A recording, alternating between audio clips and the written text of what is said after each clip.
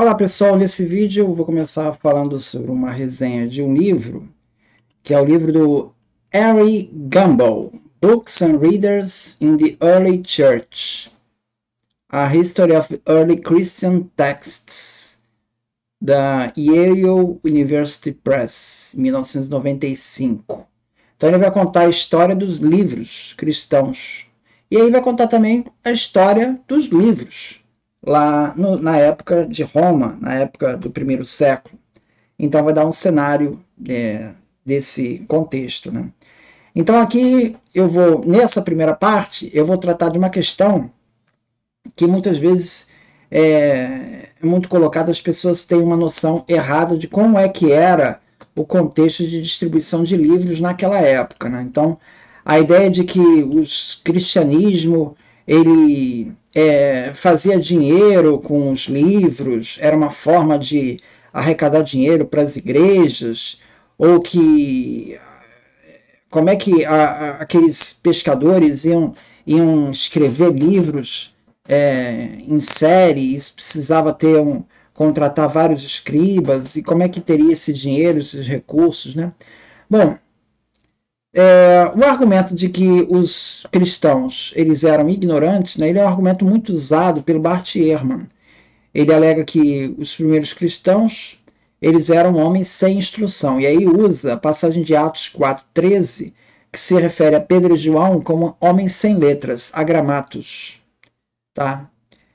Que isso seria uma regra que acabaria se estendendo também aos copistas. E aí, ou seja, as chances de erro na transcrição desses textos seria muito grande, porque, na verdade, as pessoas mal sabiam escrever. Bom, esse é o argumento do Bart Ehrman, tá? O Henry Gumbel, ele considera aí, na página 9, né, que muito provavelmente essa passagem de Atos está se referindo ao desconhecimento do grego, não desconhecimento em geral, tá? O Henry Gumbel, ele destaca que não havia propriamente um comércio de livros muito desenvolvido, tá? Ou seja, na época do Cícero, que é antes de Jesus, tá? Mas na época de Cícero, ele que era um grande autor, né? Tinha vários livros, ele menciona ter visitado ou ter estado numa livraria, que seria uma taberna librária, apenas uma única vez, em Catullus, 14.17. Ele menciona a existência de prateleiras de livreiros. Então, são exceções diante da obra do Cícero, né? Assim, é muito pouco citado. Agostinho e Jerônimo, eles não fazem nenhuma referência ao comércio dos livros deles. Tudo funciona na base da cópia da pessoa que vai lá, copia o livro e leva. Tudo nessa base privada. Não existe um comércio. Não é entregue a um livreiro para ele vender, tá? É tudo na base das cópias privadas. Ele diz assim, numa carta escrita a Paulino e Terásia, o Agostinho diz assim: ouvi dos irmãos, nesse Agostinho, Terásia, né, Paulino e Terásia, que vocês estão escrevendo um tratado sobre os pagãos. Se tivermos alguma reivindicação sobre o seu coração, envia imediatamente para nós lermos. Quer dizer, envie o seu livro para nós lermos. Não é através... As pessoas não vão na livraria para comprar o livro, tá? Isso já em Santo Agostinho, século IV. Na biografia de Possídio sobre a vida de Santo Agostinho, ele confirma que as suas obras estavam acessíveis apenas no âmbito privado, fora dos círculos comerciais. Ele diz assim: se alguém quiser fazer uma cópia de qualquer item, ele deve se dirigir à igreja em Hipona, na África, onde os melhores textos geralmente podem ser encontrados. Ou ele pode fazer perguntas em qualquer outro lugar que possa, e deve fazer uma cópia do que encontrar e preservá-la, e não se ressentir de emprestá-la, em sua vez, para outra pessoa, para que essa possa copiar. Então, isso está aí na página 138, ele fala de uma prática, ou seja, tudo funciona na base de cópias privadas. A igreja de Filomelium, tá? Próxima a Antioquia, na Pisídia, ela solicitou à igreja de Esmirna que enviasse um texto sobre o martírio de Policarpo. E então ele designou um escriba, foi o Everastus, a fazer essa cópia e enviar. Da mesma maneira que na carta aos Romanos, a carta se diz ali que quem escreveu a carta foi Tércio. Então Tércio é quem está copiando a carta, que foi escrita, foi ditada por Paulo, mas é o copista. Então não existia em Roma, no tempo de Cícero, comércio de livros. No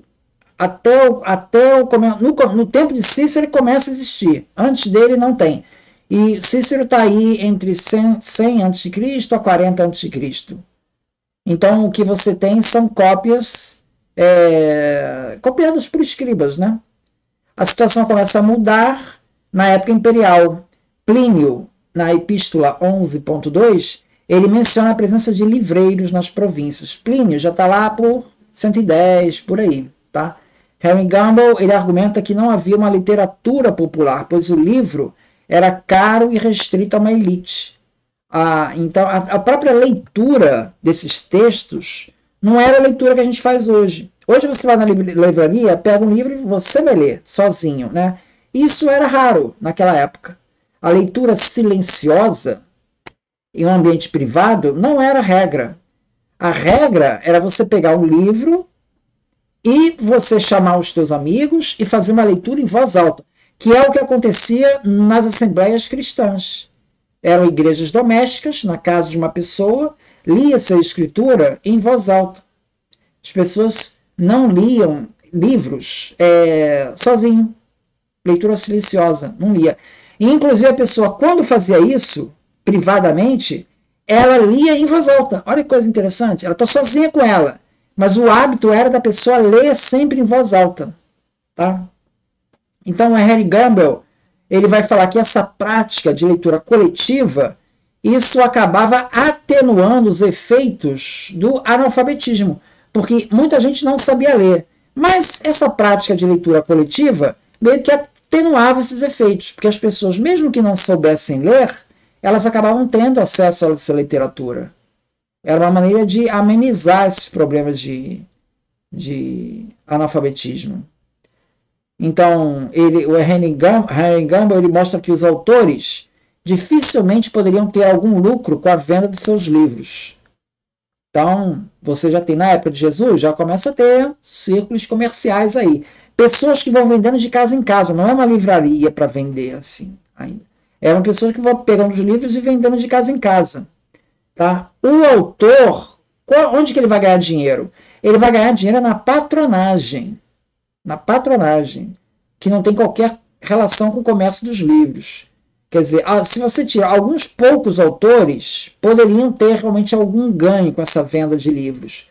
Por exemplo, Marcial, próprio Plínio, Quintiliano, eles colocavam alguns dos livros deles para venda pelos livreiros, mas essa não era a regra geral.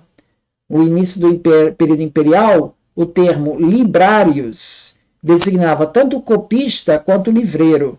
Somente mais tarde você passou a ter um termo para livreiro, que seria o bibliopola, que é o comerciante de livros, como distinto do copista. Tá? Está na página 87.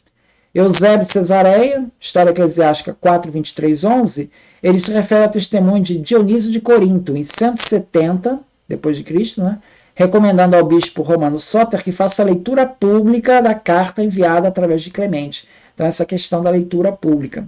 Outro ponto que dificultava essa leitura individual, a escrita contínua.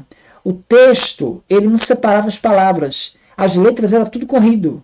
Você emendava uma palavra na outra. Você não sabia quando começava uma palavra e terminava outra.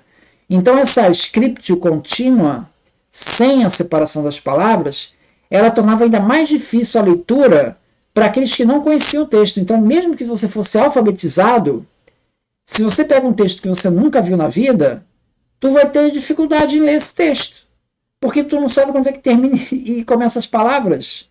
Então, assim, até nisso, havia um estímulo para a leitura pública, né? Porque na leitura pública, a pessoa que fosse fazer a leitura, ela já conhecia o texto, então ela já sabia onde é que estão as palavras, já sabe as manhas lá do negócio, vai ler corrido, né?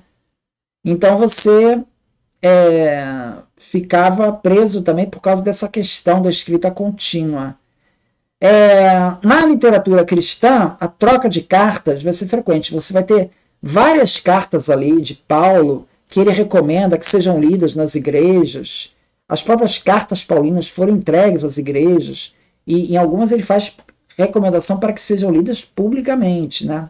Então não são cartas privadas, são cartas para serem lidas em público. E as cartas trocadas pelas próprias igrejas. É a carta de Clemente de Roma, entregue aos Coríntios, né? 1 Clemente 65:1.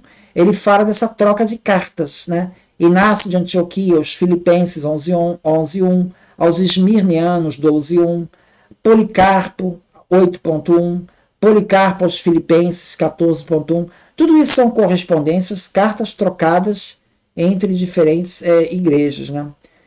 Existe um manuscrito de Oxorhynchus, manuscrito Oxorhynchus 21:92, que ele foi encontrado no Egito. Ele data de 150 depois de Cristo. Ele mostra uma carta em que a pessoa que está escrevendo a carta, ela fala de uma verdadeira rede de amigos para copiar livros. Ela diz assim: faça e envie para mim cópias dos livros 6 e 7 de personagens de comédia de Ipsícrates, pois Harpocration, outro cara, né, diz que eles estão entre os livros de Pólion, mas é provável que outros também os tenham. Ele também tem epítomes em prosa do trabalho de Tersagoras sobre os mitos da tragédia. Então, o Henry Gamble acha muito interessante esse manuscrito, porque ele fala de uma verdadeira rede de amigos, pessoas privadas, onde um envia o livro para o outro para copiar. E no meio aparece um livreiro, Demétrio, que isso, e o que é curioso, porque esses livros, a princípio, eles não têm interesse popular, né? Eles são livros muito específicos, né?